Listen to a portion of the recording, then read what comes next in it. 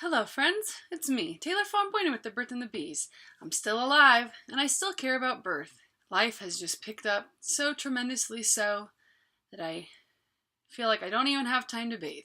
So, Ricky took the girls tonight for a couple hours, and so I took a bath, hence the hair. And I decided that I would whip out a little video just to show everybody that I still very much care about birth and newborns. So, enough about me. Let's get down to brass tacks. Tonight is kind of a public service announcement, PSA video, and it is about newborn nature. Newborn nature? What do you mean?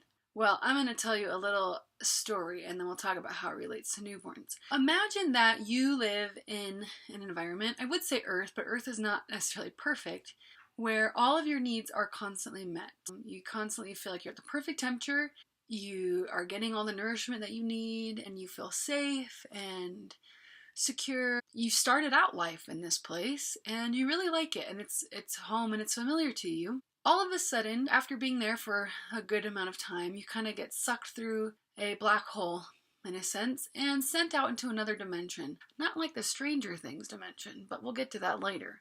You go through this black hole and you're kind of maybe even forcibly pressed out of this hole. You get to the other side and it's extremely different from the world that you have known. Like, yeah, maybe the sounds are similar, but they're so much louder. The lights are like so much brighter. It's just like everything is completely different. You're kind of freaked out and it's like a whole new world, and maybe people are kind of poking and prodding you too, which is weird. But hey, luckily you have a guide. Someone who's like, hey, I'm your guide and I got your back. I will help you adjust to this new life. So lucky you get a guide and you're thinking, oh good, this person will help me adjust. They're my person, and they say to you, I'm sorry, but I would be spoiling you if I helped you adjust to this new life, so you just kind of got to get with the program and do what we do here. Sorry.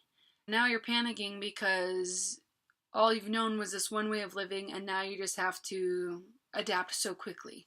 You don't get any kind of grace period. Well, that's kind of what I think about newborns.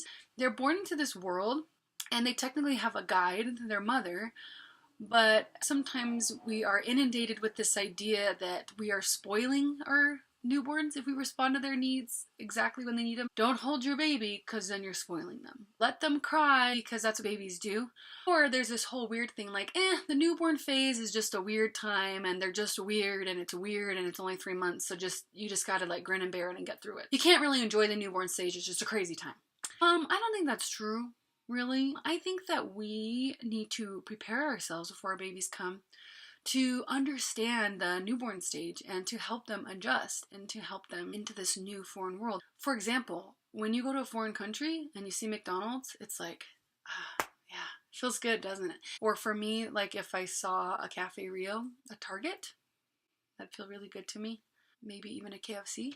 Point being, familiarity is like a really great thing and it can help people adjust. In regards to little newborns, there's a few things that you can do to help them adjust better, to help you and them adjust, to help you adjust to helping them adjust and help them adjust. Hashtag adjust newborn is the hashtag for this week. One thing I would suggest is getting a wrap. I have a Solly wrap and I love it. It's really comfortable, and guess what? Your newborn will love it.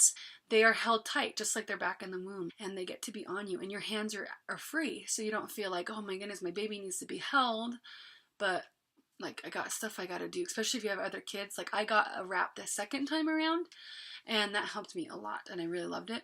Another thing that you can do is, skin to skin. Skin to skin is awesome. You don't have to just use it the first day you're in the hospital. Like, yes, it's great when the baby's comes out and you hold them on your chest, and that is so perfect for them, but skin to skin can benefit them for days beyond birth, maybe even for months. It helps regulate the temperature, it helps them feel calm, and it helps you feel calm too. It gives you good hormones. Basically, those first 3 months, just be topless if you want. When people come over, you just throw on a moo-moo you got from Walmart. That's what I did. There's nothing wrong with just embracing that skin to skin, and your husband might even like it too. Another thing, and I feel like I have just beaten this book into the ground, but The Happiest Baby on the Block. He talks about the 5 S's of recreating that womb atmosphere. Again, you've been squeezed through a tunnel yourself. You're in this new world. If people maybe spoke your language a little bit, just helped you, period, that it would be a great thing. Recreating that womb atmosphere with the 5 S's, shushing, swaying, side stomach lying, sucking, and swaddling. Especially the swaddling. Babies love to be swaddled. If you find your baby flailing a lot, that means they're not feeling too secure. And put them in a little swing if you don't want to hold them. I'm not saying babies always have to be held in your arms, but they like that womb atmosphere. And here's the thing, they'll grow out of it eventually. They'll eventually want to start moving. It's not like you're going to be holding them when they're 16 years old, but it can make that time period so much easier. There's also a really cool video my mom showed me that's from Oprah, like in the early 2000s. And it's this lady who has like photographic hearing.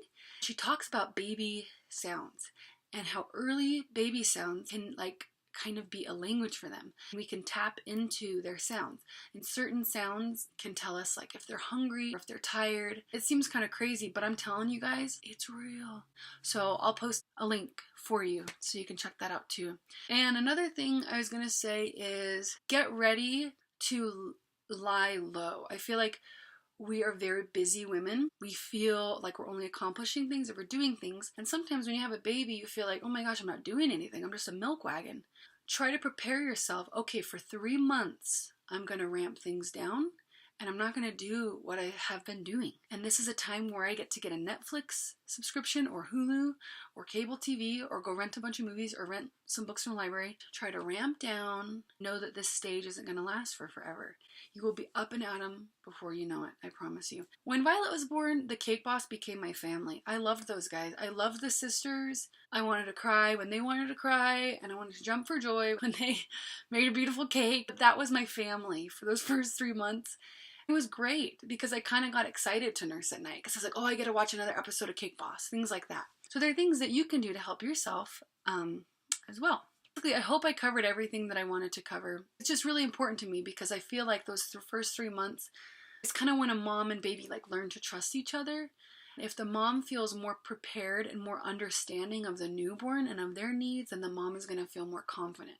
Follow your mom instincts. You're not going to spoil them, and you're not a bad mom if you pick them up when they cry. And you're also not a bad mom if you need a break every once in a while. All I'm saying is they have needs and they need help. Be the McDonald's in a foreign country for your baby. Be the Ronald McDonald that helps them feel safe, I guess. And that is the end of our video for tonight. Have a great night.